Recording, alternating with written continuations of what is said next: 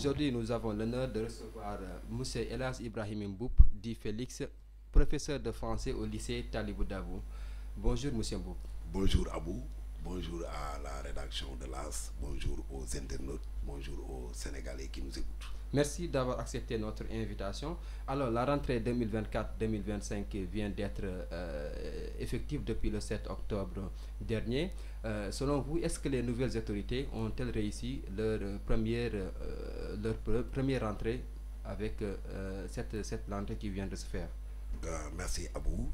Il faut dire que cette rentrée est marquée du sceau de la citoyenneté parce que le ministre avait donné injonction aux autorités académiques, aux chefs d'établissement, aux collectivités locales pour que toutes ces composantes puissent participer à l'assainissement des établissements. Donc l'éducation à l'environnement a été donc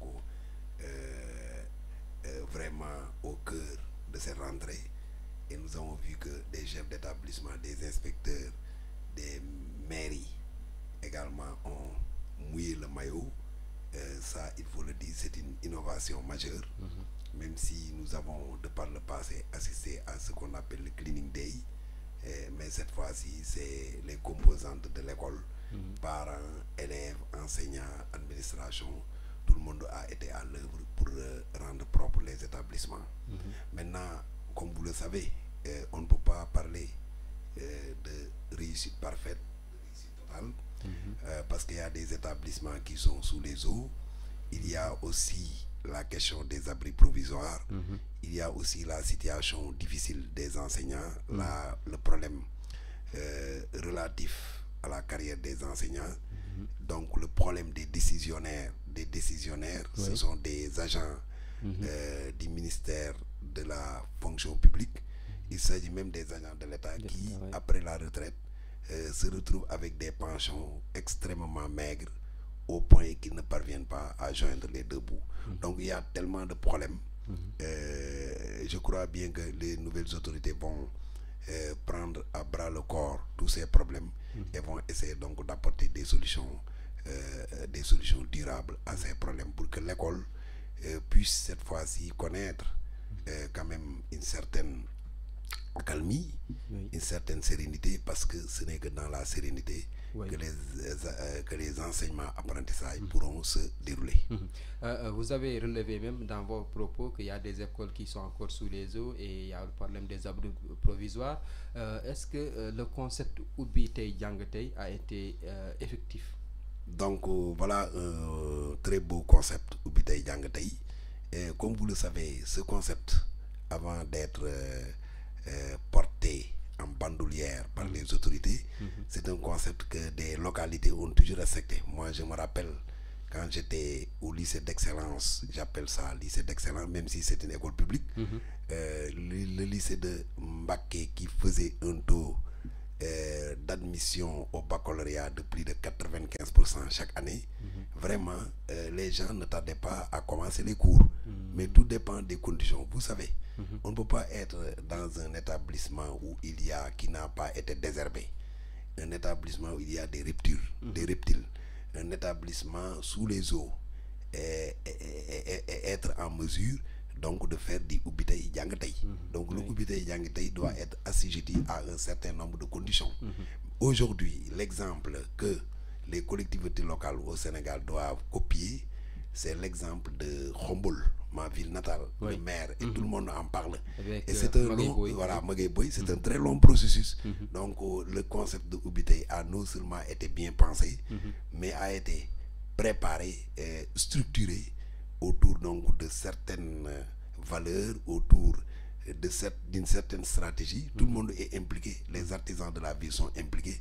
Non seulement ils donnent des kits scolaires mais il a complètement réfectionné une école avec donc un gazon synthétique. Et c'est une école, comme disait un de vos confrères, qui ressemble aux écoles bilingues qu'on trouve aux Almadies.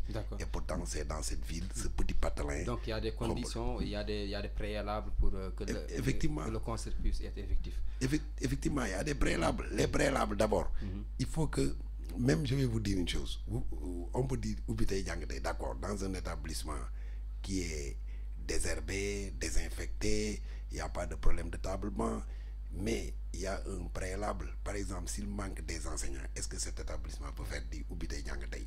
Non. Totalement. Totalement. Un autre exemple, par exemple, il y a quand les parents ont des difficultés pour payer les frais de scolarité de leurs enfants, est-ce qu'il peut y avoir du Oubitey Dianguetey?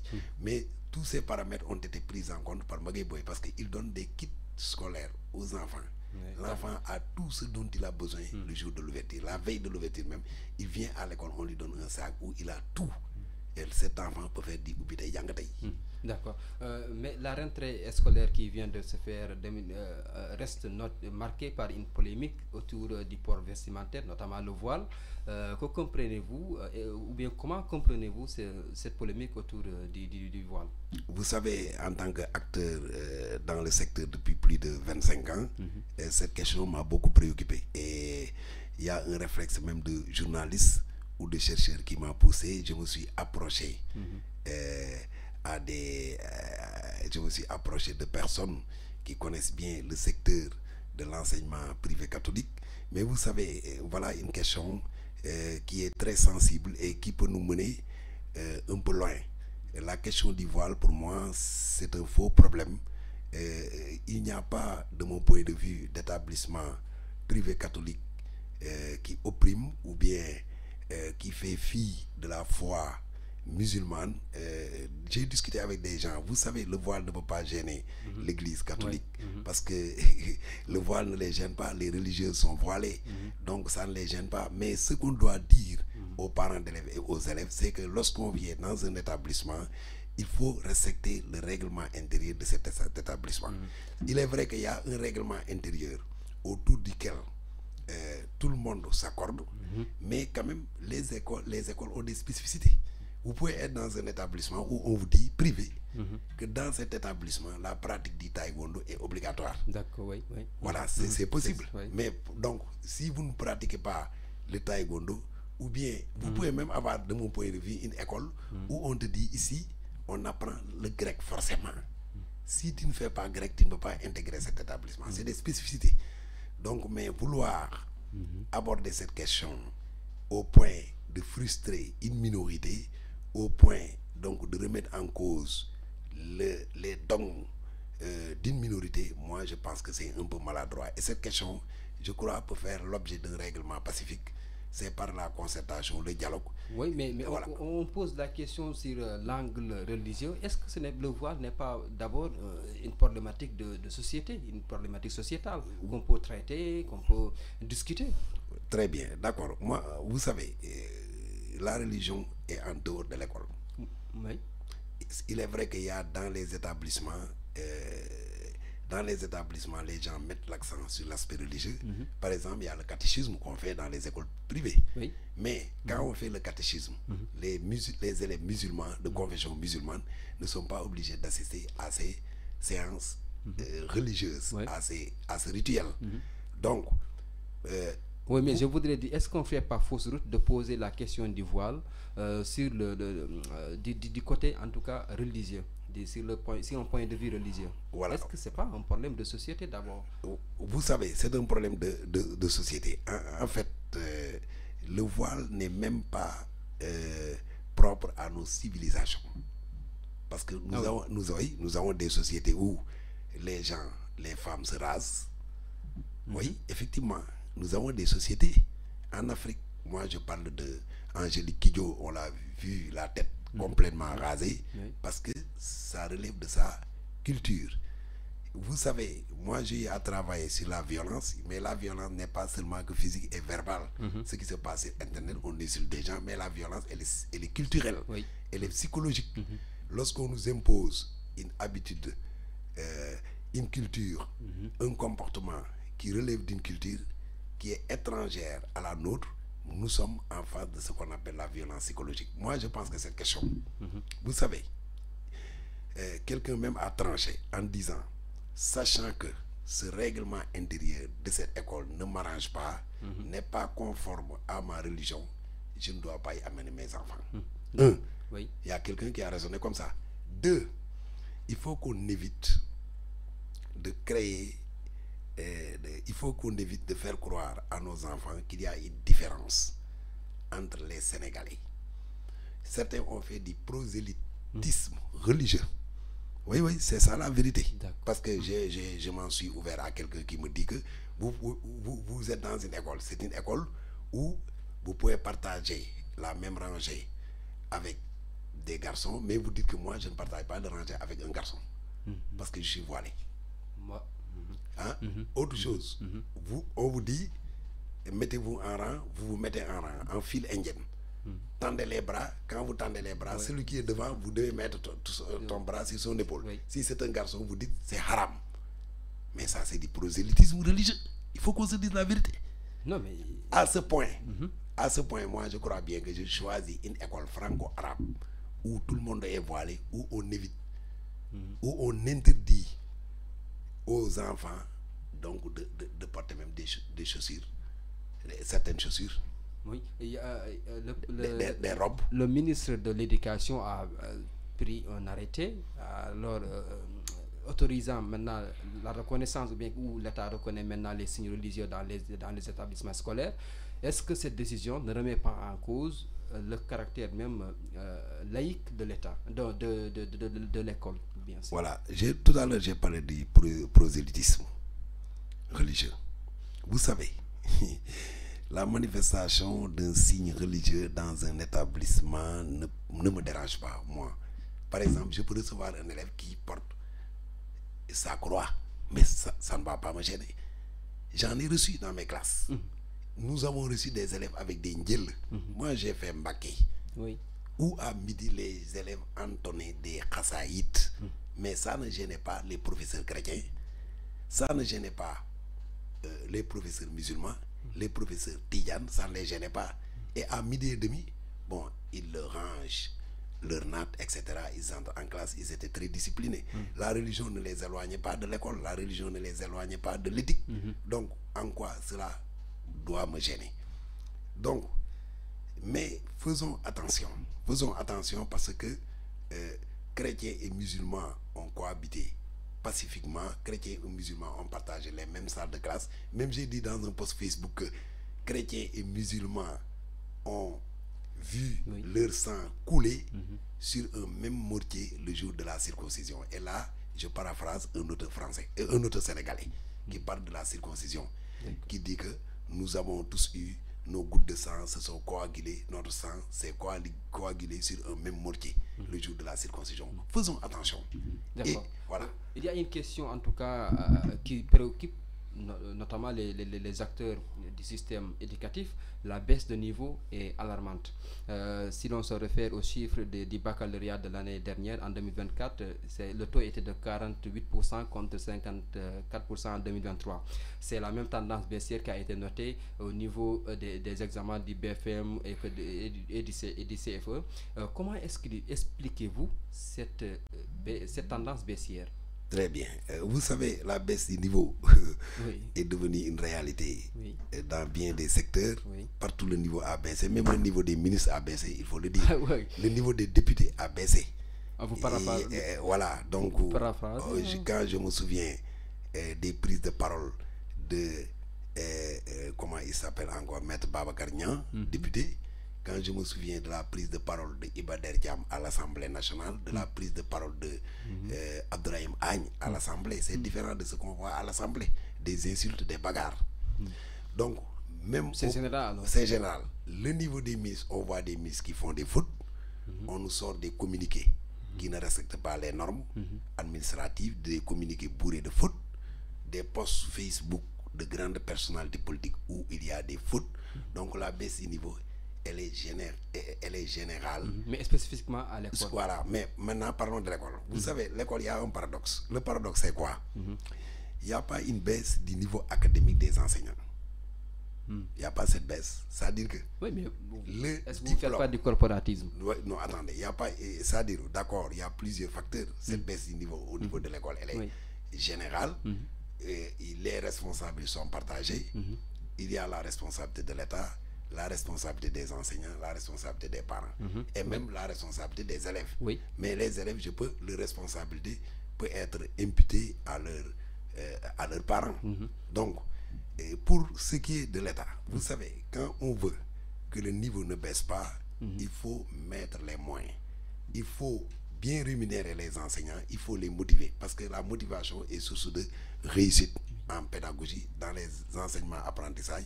Il va falloir revisiter, reconsidérer, repenser le statut de l'enseignant. Mettre l'enseignant dans de bonnes conditions. Par exemple, un enseignant qui a des problèmes familiaux, des problèmes sociaux, qui doit payer sa facture d'électricité, sa facture d'eau, au lieu donc de se concentrer à la recherche, sur la recherche donc pour préparer son cours, il va essayer d'aller trouver une solution. Il va aller voir un commerçant ou un parent, ou il peut même faire un travail parallèle. Donc d'abord il y a ça. Deuxièmement, le statut de l'enseignement. Deuxièmement, les écoles également, les conditions de travail. Vous ne pouvez pas prétendre à de bons résultats avec des effectifs de 100 ou 80. Allez dans la banlieue, dans les collèges, dans les lycées, vous avez des effectifs de 98 élèves, 100 et quelques élèves. Regardez, est-ce que le professeur qui fait cours dans cette classe peut contrôler, peut exercer une pression sur ses élèves, peut faire correctement son travail? Même les élèves sont gênés, ils sont dans de très mauvaises conditions. Donc d'abord aussi les conditions de travail, pour que le niveau ne baisse pas. Tout cela explique la baisse du niveau. Autre chose, il y a l'influence des TIC, technologie de l'information et de la communication. Moi, cette année, j'ai décidé de retirer à mon fils son portable. Je ne vais lui remettre cela que les samedis, les week-ends peut-être, parce que j'ai vu que ses résultats ont baissé au second semestre, parce qu'au premier semestre, il avait bien travaillé, je lui ai acheté un portable. Donc vous voyez, il y a ça. Autre chose, les parents ne surveillent plus les élèves. Pourquoi les parents ne surveillent plus les élèves? Parce qu'ils tirent le diable par la queue. Le parent est plus préoccupé par le pain quotidien de la famille que par donc cette surveillance qu'il doit faire voilà, sur son enfant. Il y a aussi un fait à souligner, le recrutement des fois des enseignants. On l'a vu comme avec le programme Xëyu Ndaw ñi, où des personnes ont été recrutées dans l'enseignement pour enseigner dans les localités aussi. Il y a aussi le problème relatif aux communes, où on dit que l'éducation est une compétence transférée des mairies, et qu'on se permette de confier des salles de classe à des personnes qui n'ont pas eu le BFM. Est-ce que aussi ça, ce ne sont pas des facteurs qui remettent même, qui encore expliquent ce baisse de niveau? Très bien. Voilà. Vous savez, maintenant, le niveau de recrutement a été relevé, parce que auparavant, c'est à cause de la baisse du niveau, certainement. Dans le passé, il suffisait d'avoir le BFM pour être enseignant dans l'élémentaire. Maintenant, il faut le bac. Les 5000 qui ont été recrutés, ils ont eu tous le bac. Non. Et attendez, non, est-ce que c'est pas les enseignements communautaires? Oui, c'est ça. Voilà. Dans les communes. Non, attends, ça veut dire que il arrive que dans une collectivité locale, dans une commune, dans une zone bien déterminée, qu'il y ait un manque d'enseignants.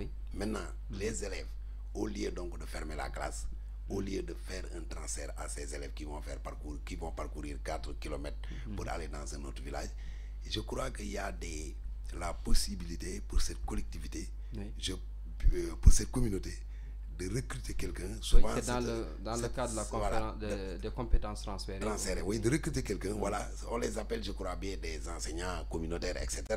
Voilà, maintenant, au lieu de laisser ça également, c'est une solution. Sinon, on ferme. Mais ce que je préfère, ils doivent respecter les normes, parce qu'on dit maintenant, pour enseigner dans l'élémentaire, il faut avoir le bac.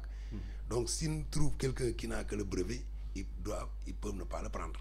Donc, mais aussi le diplôme. L'État donc a fait le choix sur la quantité que sur la qualité. Mais attends, il y a un autre problème, parce qu'une étude a révélé cela. C'est des spécialistes des sciences de l'éducation, de la formation. La compétence de l'enseignant ne dépend pas de son diplôme académique. D'accord. Je vais vous donner un exemple. Oui, allez-y. Dans l'enseignement élémentaire, il y avait ce qu'on appelle des instituteurs adjoints. Il n'avait pas le CAP. Instituteurs adjoints, c'est-à-dire que ce n'étaient pas des enseignants pleins. Comme on avait ordinaire, on les appelait l'enseignant, l'instituteur adjoint et l'instituteur ordinaire. L'instituteur ordinaire, c'est celui c'est l'instituteur titulaire. Voilà. Maintenant, mais il y a des instituteurs adjoints plus compétents que des instituteurs ordinaires.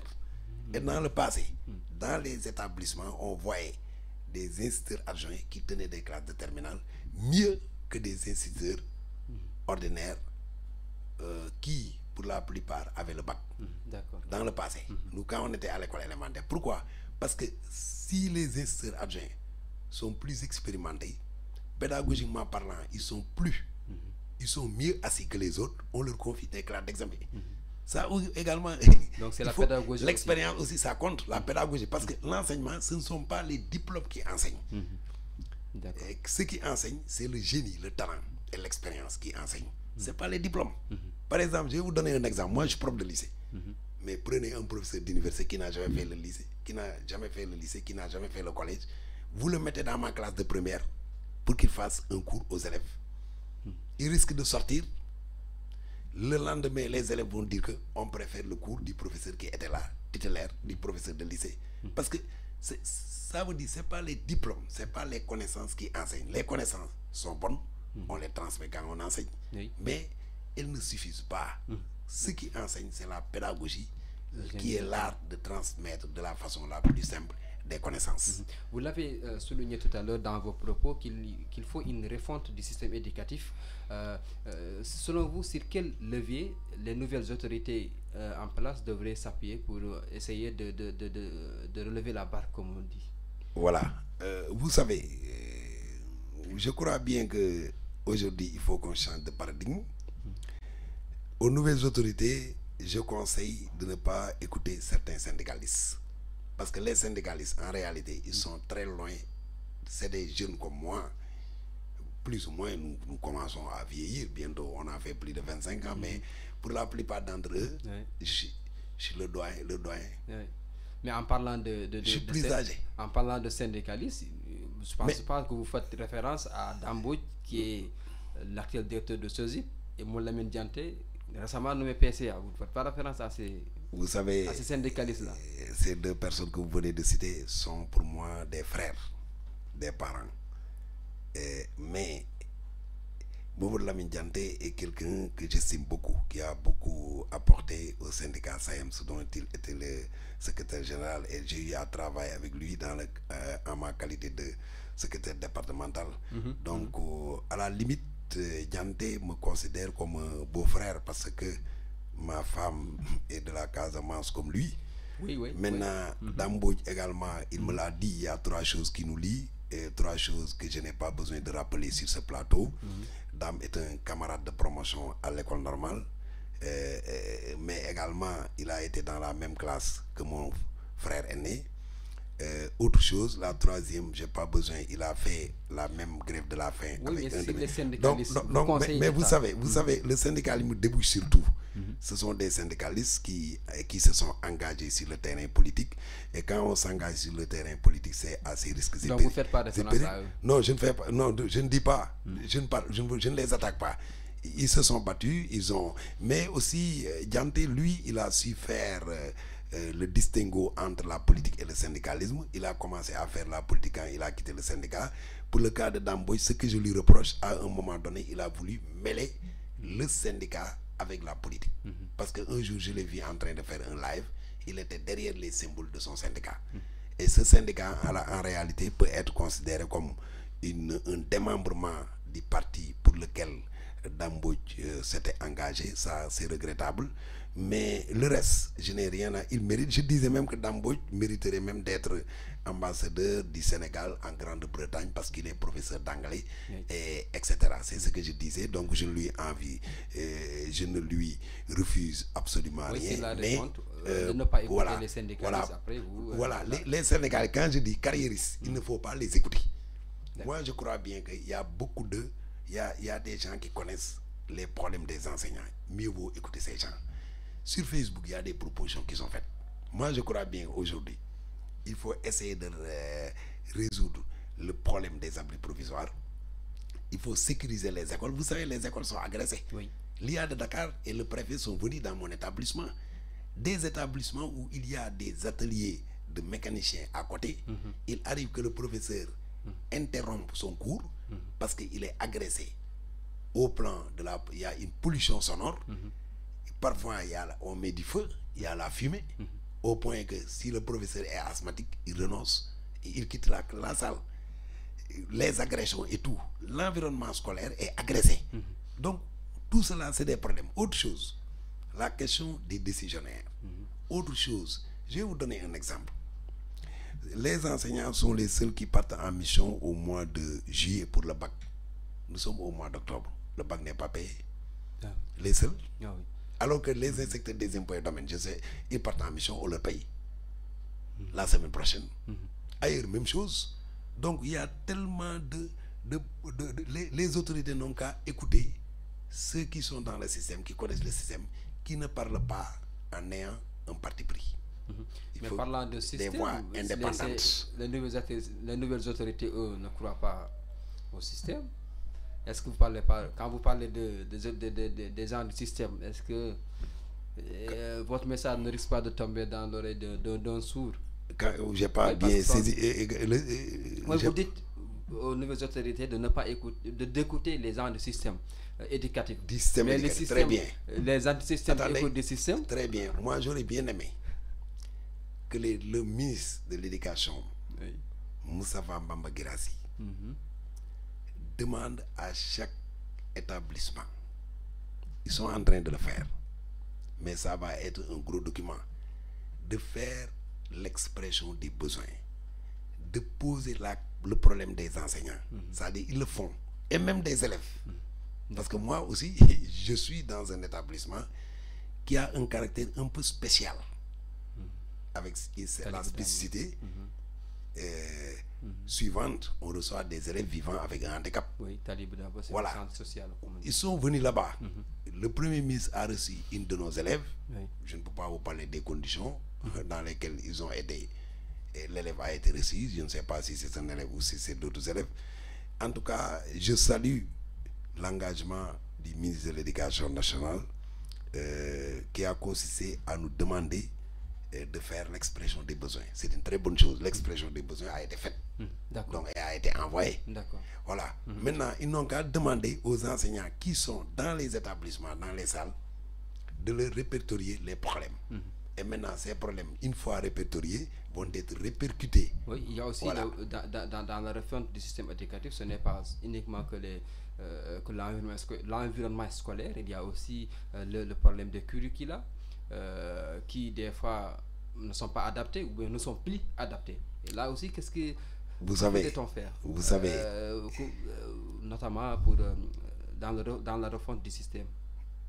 La refonte du système, elle est nécessaire, elle est une demande populaire, mais vous savez, la question des curricula est une question qui ne mérite pas d'être soulevée. Vous savez, dans un élan populiste, des gens ont abordé la question des curricula, mais ils n'en parlent plus.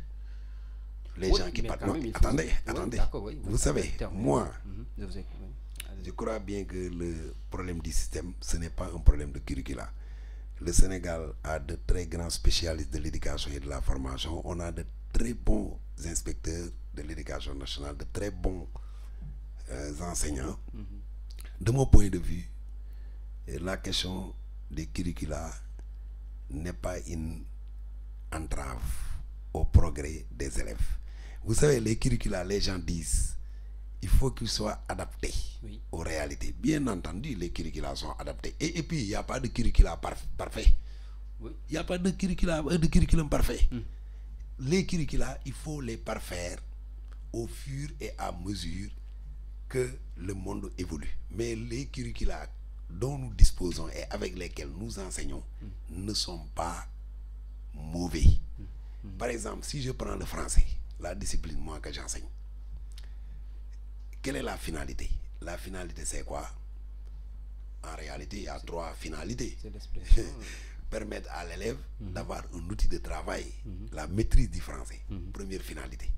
Mais quand on voit dans le curricula, il y a dans le curriculum, il y a des aspects qui prennent en compte cet aspect et cette finalité, la maîtrise d'un outil de travail, le français. Deuxièmement, permettre à l'élève de s'enraciner dans ses valeurs de civilisation. On trouve ça. Troisième, et cela est conforme à la loi d'orientation. Troisième finalité, avoir un élève ouvert aux apports fécondants des autres civilisations, ce qu'on appelle l'ouverture. Donc, le binôme enracinement-ouverture. Mais on trouve ça, où est le problème? D'accord. Où est le problème? Oui. Donc, le problème ne se pose pas. Par exemple, en histoire géographique, moi j'ai constaté une chose. Quand j'ai été affecté en Casamance, il y a de cela plus de 20 ans, j'ai ouvert les... Bon, je me suis souvenu donc de ce qu'on m'a enseigné à l'école élémentaire, l'histoire. Bon, on me parle, dans mes cours d'histoire, je me souviens d'Aline Sitoé Diatta. Une seule phrase, déporté à Tombouctou. Il y a aussi, je crois bien, Mamadou Lamine Dramé, c'est pas nous, mais il y a, quand je suis venu dans la région de Kolda, plus précisément à Sédhiou, Sédhiou était rattaché à la région de Kolda, mais j'ai vu qu'il y a des héros. Alpha Molo Baldé, Fodé Kaba Doumbia, mais dans les livres, je ne vois pas ça. Oui, c'est ça aussi. Comme aussi, nous avons ici au Baol des héros oui, c'est ça dont, aussi, c'est dont ça. on ne parle pas. Ce qui fait que... des exploits, ça je l'ai vu, ça je l'ai constaté. Oui. Par exemple, El Hadji Omar, on te dit, même ce qu'on nous enseigne, c'est El Hadji Omar. C'est insuffisant. Oui. C'est-à-dire, au lieu de dire à l'élève, Christophe Colomb découvre l'Amérique en 1492, mieux vaut lui parler de la casse, de l'épopée de El Hadji Omar Tall. Mieux vaut lui parler des escaliers de Jerry Jornella à Thiès. D'accord. Voilà. Chers internautes de l'As TV, nous rappelons que nous sommes dans l'émission Sans Filtre. Aujourd'hui, notre invité, c'est El Hadji Ibrahima Mboup, professeur de français au lycée Talibou Dabo. Vous enseignez depuis 25 ans. Donc, vous avez eu à côtoyer des élèves, évidemment, et des parents aussi. Donc, vous connaissez le système éducatif. Vous l'avez, pour l'avoir parcouru, pour l'avoir, comme on dit encore, pratiqué. Alors, pouvez-vous nous raconter une histoire positive ou bien un fait positif qui vous a le plus marqué dans votre carrière d'enseignant, même si vous êtes quand même à mi-parcours alors, parce que vous n'êtes pas encore en retraite? Oui, vous savez, merci, c'est une question plein de choses m'ont marqué. Vous savez, moi je suis entré dans l'enseignement par conviction, par vocation, mais j'ai l'habitude de taquiner. Et on n'entre pas dans une profession par effraction. Quand j'ai voulu faire le concours de l'école normale, donc les avis étaient partagés dans ma famille. Il y en a qui voulaient que je continue, mais je ne sais pas, j'ai convaincu ceux qui étaient un peu sceptiques en leur disant que je vais continuer. Malheureusement, quand je suis sorti de l'école normale, j'ai été affecté très loin, donc des universités, ce qui ne m'a pas permis de... Il y a plein de choses qui m'ont marqué. D'abord, le premier jour de mon affectation à Sédhiou, quand je suis venu, et voilà c'est la première expression que j'ai apprise en manding. Quand je suis les gens m'attendaient parce que les élèves étaient en grève, il y avait un manque de professeurs de français. Quand je venais, les élèves disaient, quand je leur ai donné d'eau, ils disaient affêlez. Moi, quand j'ai retenu, quand j'ai affêlé professeur de français, affêlé. Bon, quand j'ai retourné, j'ai demandé, on m'a dit, ça veut dire le voici, il est venu. Donc vous voyez, et c'était des élèves très engagés. Aujourd'hui, on ne voit plus cet engouement, cette passion pour les études. C'est-à-dire, ils étaient en grève, ils attendaient. Il y a un surveillant qui a vu qui est un frère, nous sommes de la même ville, qui était surveillant au lycée, qui a vu mon ordre de service et qui le dit, il va venir. Je le connais, je l'ai même appelé, ça c'est mon frère, il va venir. Quand on leur a montré mon ordre de service, ils ont dit que ça, ce n'est que des papiers, c'est pas sûr. Donc vous affectation d'un professeur de français, lycée Talibou Dabo. Bon, lycée Ibou Diallo. Donc vous voyez, plein de choses. Également, des élèves qui ont réussi. Le jour où j'ai vu un de mes anciens élèves sur YouTube il était dans un parterre de professeurs de Bordeaux, et il était doctorant, il était en train de parler de la cour martiale, qui fait partie, je crois bien, de son objet de recherche, le sujet de sa thèse. Ça m'a beaucoup plu. Et autre chose, quand je vois également des élèves qui sont devenus professeurs de français dans les lycées, ils sont très nombreux dans les lycées. Et voilà, ça me fait beaucoup plaisir. Quand je vois, par exemple, un élève qui excelle dans un autre domaine, qui a eu des problèmes dans sa scolarité, et qui se retrouve demain grand commerçant, ça, je ne peux que me réjouir de la réussite qu'il a lui-même façonnée. Donc voilà des choses qui m'ont marqué dans le système. Autre chose, ce qui m'a marqué aussi dans le système, c'est lorsque également j'ai sacrifié ma carrière, j'ai sacrifié, je peux dire même ma famille, j'ai sacrifié ma réussite personnelle pour le triomphe des idéaux du syndicat que je représentais pendant 10 ans à Mbacké. J'avais même une mutation, j'ai été affecté à Saint-Louis pour pouvoir continuer mes études à l'université de Saint-Louis, mais j'ai renoncé à cette affectation. Et je parle sous le contrôle de Dambouj, qui disait que Félix, s'il quitte Mbacké, le syndicat va être mort. Et parce que, donc voilà, ça également, c'est des choses qui m'ont beaucoup marqué. D'accord, oui. Alors, nous aussi, on peut que vous féliciter pour avoir quand même eu à porter le combat de l'enseignement et de l'élève. Alors, chers internautes, notre invité est aussi le président de l'association Libre des locataires. Alors, que vous dirigez depuis 2021, pouvez-vous nous parler de cette association? Merci. Vous savez, j'ai discuté avec mon ami l'écrivain Élie Charles Moreau, qui me disait qu'il y a l'engagement et les engagements. Moi, je crois bien que il peut y avoir les engagements. On ne s'engage pas seulement sur un seul front. Je suis professeur. Je me suis mis au service de mon peuple pendant très longtemps pour forger des âmes. Mais quand je suis affecté à Dakar, j'ai vu le calvaire que crée le loyer dans les foyers. J'ai vu également des mariages même qui se détruisent à cause de la cherté du loyer. J'ai vu des gens que l'on humilié à cause de la cherté du loyer. Et je me suis dit, j'ai fait des recherches sur Internet, je me suis dit, pourquoi ne pas mobiliser donc les gens autour de la problématique du loyer. Et j'avais commencé à travers Facebook, puis on crée un groupe WhatsApp, collectif des locataires du Sénégal, CLS, qui va devenir l'association libre des locataires du Sénégal.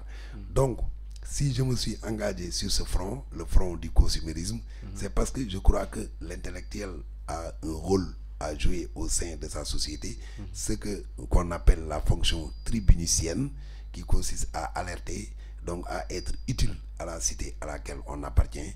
Et j'ai été dans ça. Voilà ce qui m'a amené à créer l'association libre des locataires, dont le récépissé tarde à être délivré, et par les autorités anciennes et par les autorités présentes. Et je crois bien que sous peu de temps, si le récépissé n'est pas sorti, on nous entendra, on entendra notre voix, parce que nous considérons que ce genre d'association devrait être même accompagné, devrait être accompagné et appuyé par les autorités. Vous avez donc, nonobstant le récépissé, quand même commencé à faire des activités. Est-ce que aujourd'hui vous avez quand même commencé à voir les retombées, ou bien les retombées de ce combat? Effectivement, vous savez, il n'y a pas d'action sans résultat. Il n'y a pas d'action qui ne puisse pas faire des résultats. Les résultats sont là. C'est-à-dire que les résultats, on ne peut pas les voir comme ça, parce qu'il y a combien de locataires qu'on a voulu donc maltraiter, et qui ont été appuyés, orientés par le syndicat, par l'association. Par exemple, vous savez, la loi autour du loyer est une loi complexe qui a des aspects que des gens ne maîtrisent pas. Par exemple, quelqu'un vous appelle, il y a combien de coups de fil que je reçois de locataires désemparés? Or, il y a des services pour ça. Et parfois même, je le dis, il faut appeler le service régional du commerce. J'ai le numéro, je donne le numéro, ils appellent là-bas. Parfois aussi, je le dis, je les oriente. Allez, faites ceci, faites cela. Donc, nous sommes en train donc de faire ce qu'on appelle de l'orientation juridique. Nous avons un avocat. Parfois, on lui confie le dossier. Donc, à mi-parcours, nous avons fait quelque chose. Hein. Ouais. Autre chose, dans le panel que nous avons, les gens sont imprégnés des droits du loyer, du locataire, alors qu'auparavant, tel n'était pas le cas. C'est sur la sensibilisation encore autour de la loi sur le loyer. C'est le plaidoyer que vous menez dans le panel. Alors, voilà. Chers internautes, aussi notre invité est encore investi sur la liste Gox Yu Bess, département de Dakar, pour les élections législatives anticipées du 17 novembre prochain. Alors, pourquoi ce choix? Très bien. Tout à l'heure, je vous disais qu'il y a les engagements. C'est dans les engagements sur le plan professionnel, au plan syndical. Tout à l'heure, j'ai parlé de mes 10 ans de secrétaire général du SAEMS, du QSEMS même, SAEMS, QSEMS. Nous, on disait SAEMS, QSEMS. Je vous ai parlé de mon engagement sur le front du consumérisme. Voilà. Je vous parle aujourd'hui de mon engagement politique. Mon engagement politique, c'est quoi? Je viens d'être investi sur la liste départementale de la coalition Gox Yu Bess. Et je rappelle que cette coalition a eu, lors des élections passées locales, 5 élus locaux. Plus de 500 et quelques conseillers dans les collectivités territoriales et 60 000 voix. Oui. Donc, c'était une coalition. Maintenant, j'ai été, vous savez, on les a orientés vers moi parce que présentement, je n'appartiens pas à proprement parler à un parti politique constitué dans le pays. Mais quand même, je ne peux pas croiser les bras et refuser de faire de la politique parce que quand vous faites pas la politique va vous faire. Comme on a l'habitude de le dire, vous ne faites pas de la politique. C'est des médiocres qui feront la politique et qui vont décider à ta place. Voilà pourquoi je me suis engagé. Une fois, si vous arrivez à être élu député à l'Assemblée nationale, quel sera votre contrat de législature? Si je suis élu député, je serai un député du peuple, un porte-parole des enseignants, un porte-parole des élèves, un porte-parole des locataires, un porte-parole des marchands ambulants, un porte-parole des ouvriers, un porte-parole des paysans, des éleveurs, un porte-parole des fonctionnaires. En somme, un porte-parole du peuple. Voilà. Et c'est pourquoi je demande à mes anciens élèves de se mobiliser, qui me connaissent et qui connaissent mes engagements.